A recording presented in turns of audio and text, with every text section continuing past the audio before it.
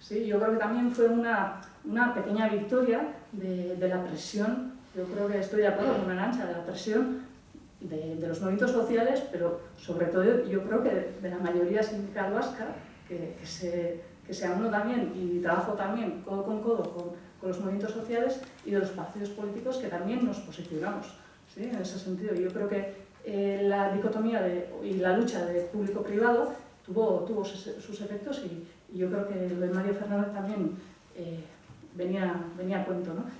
Y para acabar ya, no poner todos los huevos en la misma cesta, puede haber otras opciones. Por ejemplo, para el tejido industrial o el tejido productivo de la EAE, de la Comunidad Autónoma Vasca, tenemos el Instituto Vasco de Finanzas, ¿sí? Que con eso, por ejemplo, sí que podemos poco a poco ir revertiendo algunas situaciones. Por ejemplo, pidiendo unos préstamos al BEI, al Banco Europeo de Inversiones.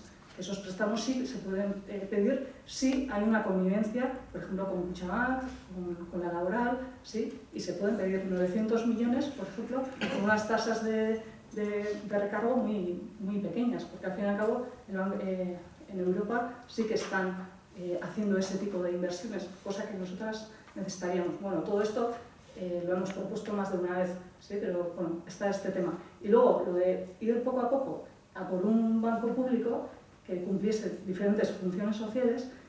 Bueno, una cuestión importante sería también pensar en la soberanía que el Estado español mismo también perdió cuando decidió entrar en la Unión Europea, hacer todo o sea, ser parte de esa unión y dejar su soberanía, sobre todo en política monetaria, a un lado. Yo creo que en ese sentido también, bueno, habría que hacer una reflexión bastante interesante, porque normalmente del sistema financiero tendríamos que hablar también de política monetaria, pero bueno, eso sería ya demasiado largo.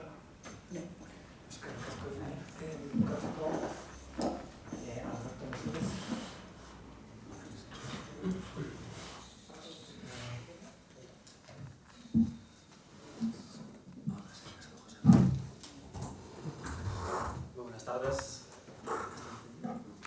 Buenas tardes, gracias a todos y todas por estar aquí.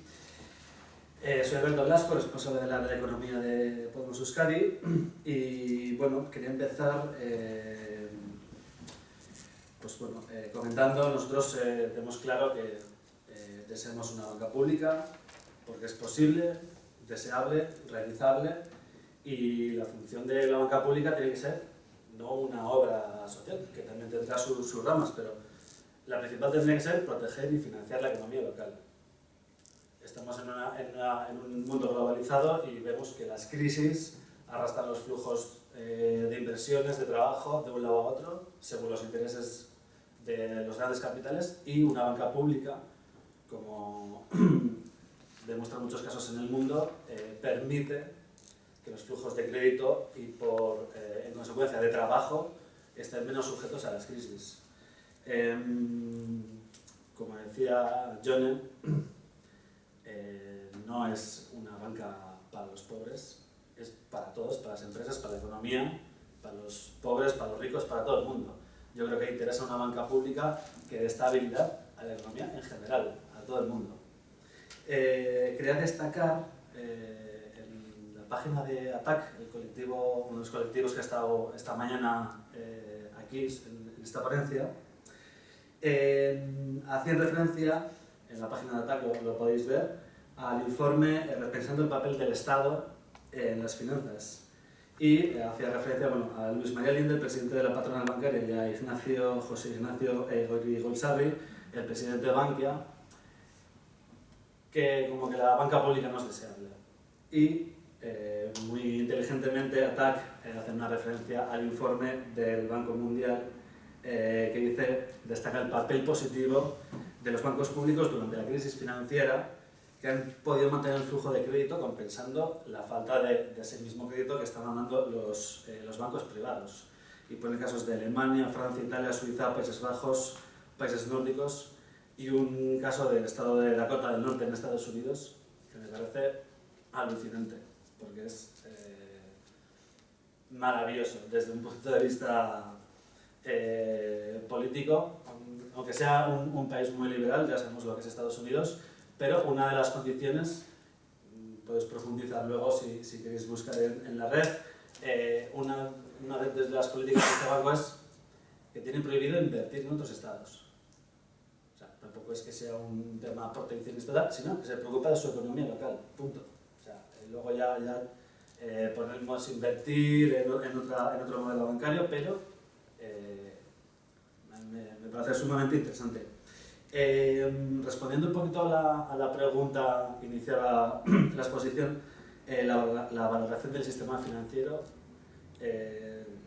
a mí, yo que soy muy aficionado a la astronomía, me parece que está sucediendo en la economía mundial una serie de agujeros negros que están absorbiendo cada vez más flujos de la economía y está habiendo una concentración de poder muy peligrosa.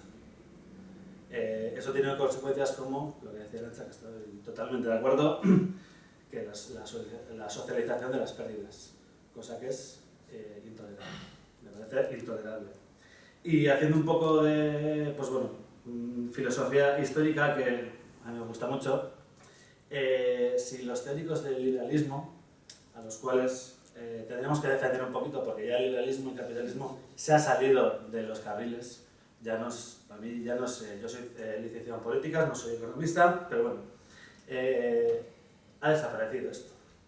El liberalismo ha desaparecido y a los liberales también les interesa que haya un mínimo de control, un mínimo de competencia. Adam Smith, Tocqueville, Hume, Berkeley, si levantaron la cabeza, no sabrían qué decir. Ha habido un rescate a la banca, en el Estado español 53.000 millones de euros, de los cuales han recuperado menos de 3.000 millones. Y decían estos teóricos, perdón que me he saltado de línea, la mano negra, famosa, decía que las empresas que no iban bien, pues se cerraban y punto. Los bancos no han llegado a quebrar igual porque hemos hecho una inyección de capital brutal. Son medidas proteccionistas para liberar, para ayudar a un sector que no tenemos por qué ayudar, ¿no? Entonces me parece una reflexión muy profunda, muy interesante, y creo que lo que está dominando el mundo ahora es la codicia, ni más ni menos. ¿Ya? Porque si hubiera un liberalismo mínimamente coherente, lo que decía, perdona, Carlos, esos mecanismos de control habrían funcionado. Simplemente nos están diciendo ya... Ya, pero igual están ellos en esa lógica política. Claro, pero eso es otra historia. No, pero es lo que estamos viendo. Y Kutxabank, lo que no he nombrado, está... La lógica política no es liberalismo. Están claro, en esa lógica. Y bueno, me gustaría que echéis una ojeadita a la página de ATAC. Vuelvo a repetirlo porque me parece muy, muy interesante. Y nada más. Lo dejamos ahí para el debate.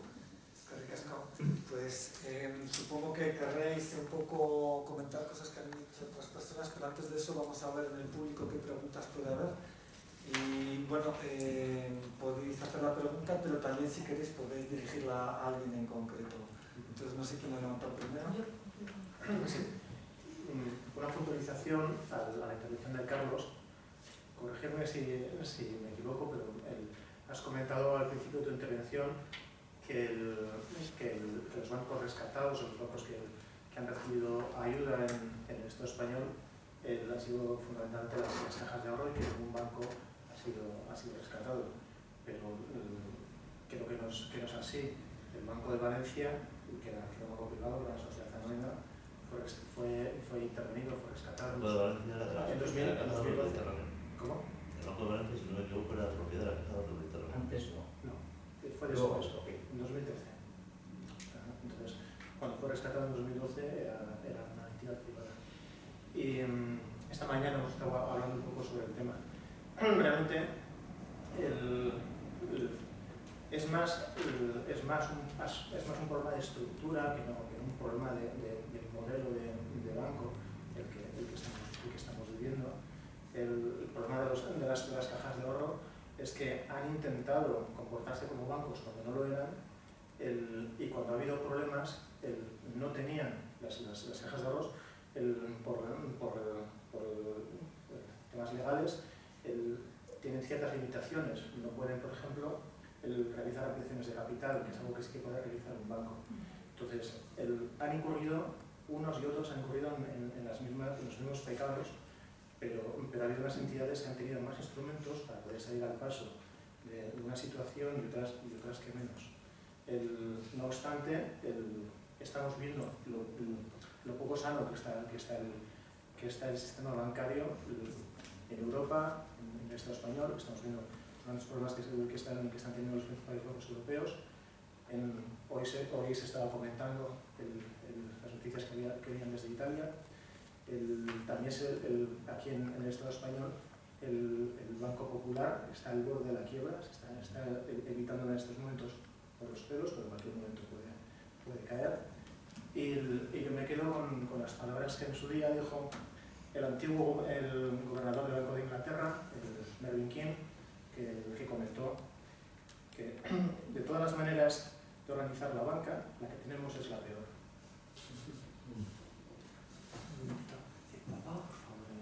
Creo que nos interfiere. Algunas Carlos, quizás quieras... No, sí, puntualizar yo puedo incluso despejar más el tema. Vamos a ver.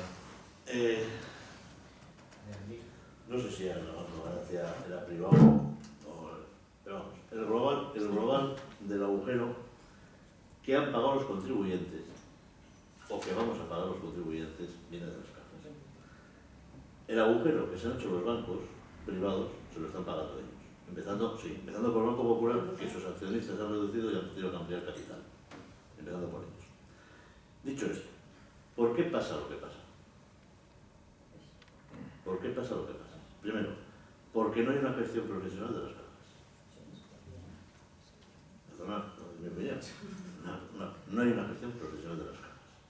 En el País Vasco, a mejor. En el resto, no lo hay.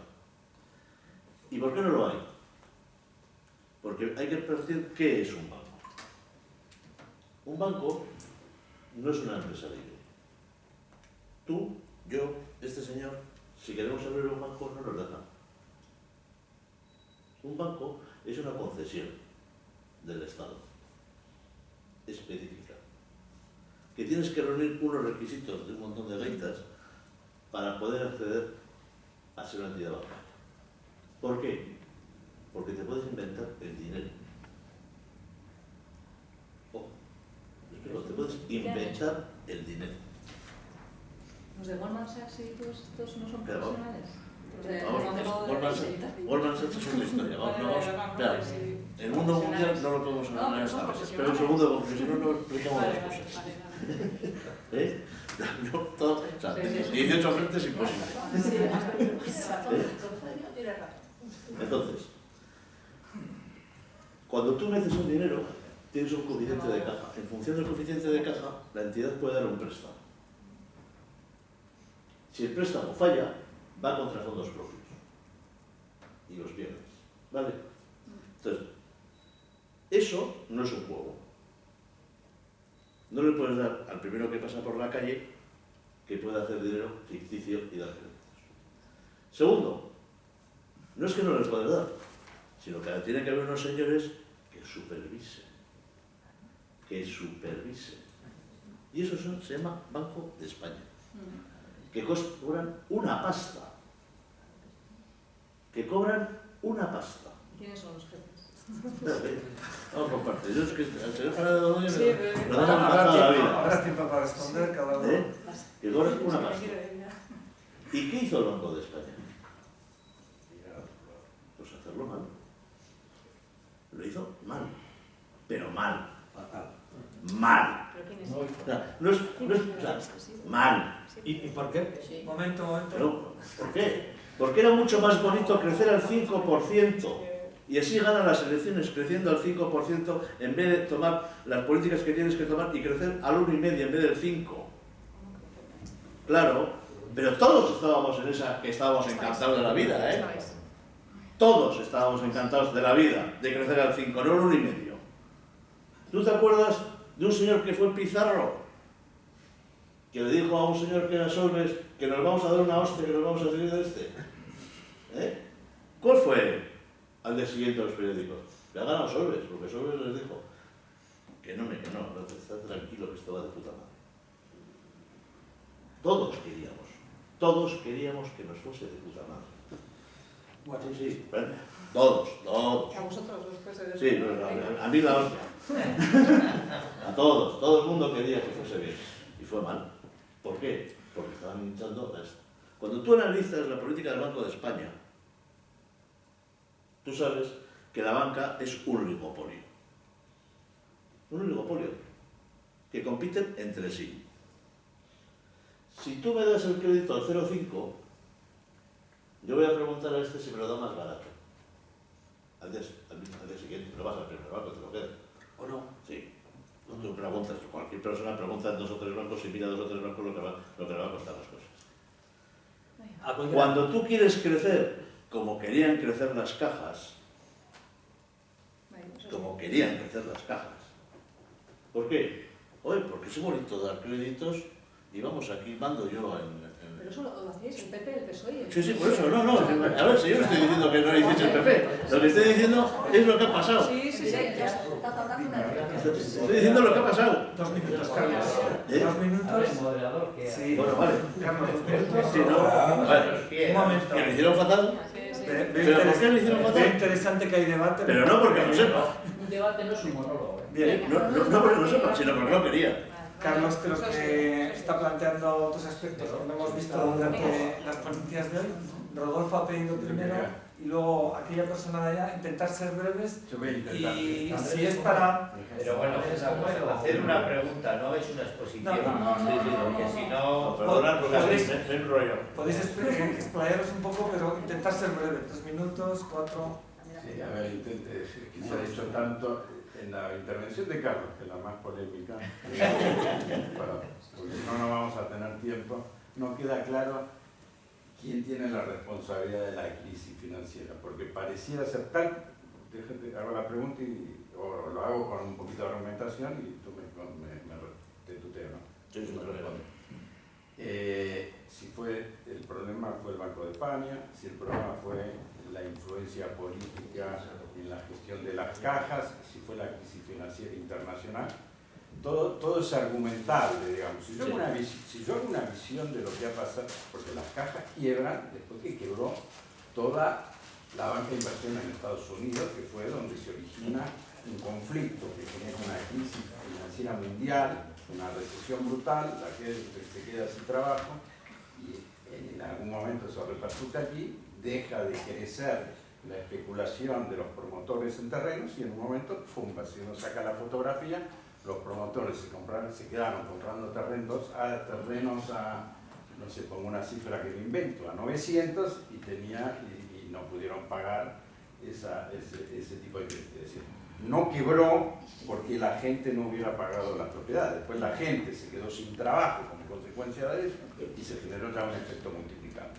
Pero quebró, y con esto ya voy a quebró aquí, quebró en Irlanda, está por quebrar en Italia porque no hizo saneamiento en su momento, 356 millones.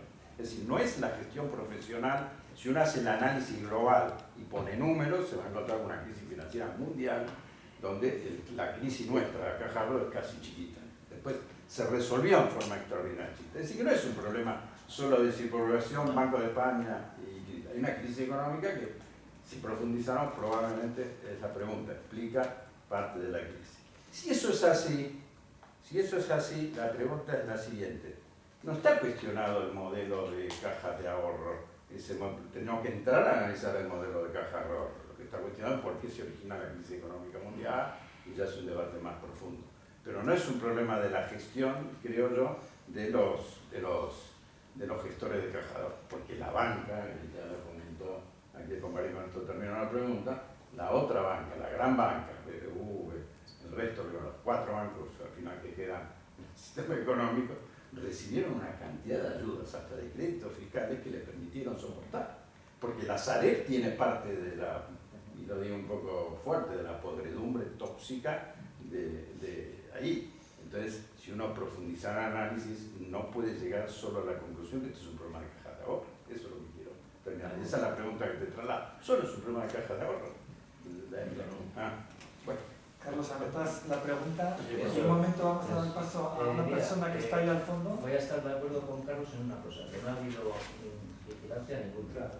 Todos de acuerdo. Eso Sí, sí, sí. bueno, eso está justo. Perdona, acaba tú y luego volvemos a Bueno, hablar. pues le voy a dar una noticia de inversión, finanzas, que es del grupo Vocento, hablando de intervenciones de bancos más importantes. Eurobank del Mediterráneo intervenido en 2003 79,7 millones de euros. Banco Creditplus intervenido en 1996 9,3. Banco Español de Crédito Banesto 93 1.168 millones de euros. Banco Europeo de Finanzas 91 1,3 millones. Banco de Finanzas sin coste, Banco Urquijo con un coste de saneamiento 232,6 millones. Banco de Crédito de Inversiones 60,6. Banco de Cataluña, que es el más importante, lo conocemos, 502,4 millones. Banco de Levante 148,2. Sigue. Unos 10 así, o 15. Eso fue hasta el 2008. O sea, la banca ha sido intervenida a mogollón. Se han quedado 4 grandes y fuera. Pero intervenida con dinero público, nada de que por amor al arte. Y luego, no estoy de acuerdo cuando has dicho que las cajas tuvieron unas ventajas para dar crédito más baratos y todo eso. Eran ventajas, pero que tenían una contrapartida, que los beneficios iban a la obra social. Y esa obra social, aquí en Vizcaya ya lo hemos conocido, había guarderías en muchos sitios que han desaparecido. Había hogares del jubilado que han desaparecido. Bueno, han pasado a control a los ayuntamientos, claro. Pero toda esa labor, todos esos dineros, le estás ahorrando al gasto público. En enseñanza, en cuidado de mayores, en todo eso. Se dice que en España, al desaparecer la obra social por arte de magia, por esta gestión que será culpa de los que han gestionado, pero del vigilante tanto o más. Se calculan 30.000 o 40.000 personas que están en la calle y un montón de coste social en dependencia, en sanidad, en colonias, que en Vizcaya lo hemos conocido. Y otra cosa, para puntualizar un poco a Ione, es que la Kutxa, aquí Kutxa y BBK han funcionado mejor, han hecho sus cagadas, claro, porque lo de Kutxa ir a Murcia a comprar un terreno que los ecologistas lo tenían ya, y tirar dinero y más cosas, con la Malaya casi y todo eso. Y la BBK también, dejar 1.000 millones de euros en Córdoba por la cara, pues tampoco. Así todos no han dependido, no han cogido un duro de nadie. Y la BBK hace 7 años tenía el coeficiente de core capital más alto de Europa. O sea, por tanto, hay diferencias y hay que especificar las cosas. No se puede hablar así, a lo bestia. La única razón que tiene es que nadie te vigilancia. Lo demás, achacado, que no ha habido vigilancia por ningún lado. Es rebatible del 100%. Y no me estoy. Vamos a dar paso a alguna más. ¿Querías tú comentar algo? Bueno, pues mira, yo estoy de acuerdo contigo en que efectivamente hace falta buenos gestores, pero eso es evidente. Buenos gestores y buen control, pero eso no nos descubre la América, eso es evidente. Pero el problema, pues, como hay que señalar, es que los bancos han sido los bancos, han sido los creadores de la crisis. Y que la ayuda en Estados Unidos, tengo puesto yo 16 billones, directos e indirectos, directos e indirectos, 16 billones que dice el libro de Eric Husserl. O sea que las ayudas han sido, en la banca privada ha sido una barbaridad. Luego la culpa no le echemos a las cajas, que lo hicieron últimamente mal, sí. Que el modelo se había pervertido, sí. Y que tenemos que hacer un modelo mejor, sí. Y queremos otro tipo de cajas de ahorro, sí. Y otro tipo de banco que sea ético, ecológico y ahora mismo democrático, que haya participación. Y eso, desgraciadamente, no te lo dan los bancos privados. Ni la ética, ni la ecología, ni la participación. Bueno, ha habido un par de intervenciones que no sé si quieres comentar algo. La pregunta que creo que al final que te hacía Rodolfo, Si queréis contesto un momento. Sí, no, bueno, si me dejáis. Sí, porque es que mejor luego hacéis todas, porque si no, no vamos a acabar. Sí. Bueno, yo soy Miguel Quintana, soy de Coneos y quería comentar 2 cosas que se ha dicho antes. A ver, cuando se dice, bueno, el banco Kutxabank no se sabe de quién es y y no se sabe qué es la BBK y no se sabe y tal. Bueno, pues sí se sabe muy bien. O sea, en estos momentos el patronato es el dueño de Kutxabank, lo componen 45 personas. Vamos. No. El patronato gestiona un patrimonio Vamos a de ver. las instituciones. Vamos a ver, el Y patronato las posee instituciones las son de los acciones de ciudadanos. Kutxabank. El patronato posee las acciones de Kutxabank. Es la propia fundación La propia fundación la que tiene. El patronato No, el patronato es el dueño de la fundación. No. ¿Quién decide? no. ¿Quién decide? El patronato. O sea, El gobierno lo tiene. Vamos a ver, el patronato lo componen 45 personas, y terminarme el razonamiento y luego lo revocáis. Esas 45 personas están formadas en la mayoría absoluta por el PNV. Y el PNV es el que domina en estos momentos todo Kutxabank. Es decir, que si en este momento se decidiera, en un momento dado, que se quiere privatizar, pues sencillamente el PNV lo puede hacer porque tiene la mayoría absoluta. Será, desde el punto de vista social, estaría mal visto y veríamos cómo se resuelve, pero en teoría y en la práctica ellos tienen el poder para poderlo hacer. Y eso es una de las cosas que nosotros, desde luego, desde Cuneos, llevamos peleando y peleando para ver si eso se puede, de alguna manera, revertir para que en ese patronato formen parte más partidos políticos que en este momento están en el arco parlamentario. Es una de las peleas que llevamos, en ella estamos. Eso es una de las cosas que quería decir. Luego, la otra cosa que quería decir, que esta mañana, que no habéis estado algunos en las ponencias, cuando se ha estado hablando de la banca pública, pues se ha visto claramente que cuando se habla, también se ha dicho hace un momentito, cuando se habla de la competencia libre, el liberalismo y todo esto que es ahora lo que domina, pero en el momento real en que se va a montar una banca, en este caso pública, que puede participar en el mercado, en este caso, el mercado financiero, y que puede de alguna forma ser competente y detraer parte de los depósitos, inmediatamente la banca, esa banca que preconiza la liberalización, inmediatamente se pone en marcha y pone todos sus mecanismos para evitar por todos los medios que en el mercado haya más competidores. Entonces eso nos lleva un poco a este disparate en el que vivimos,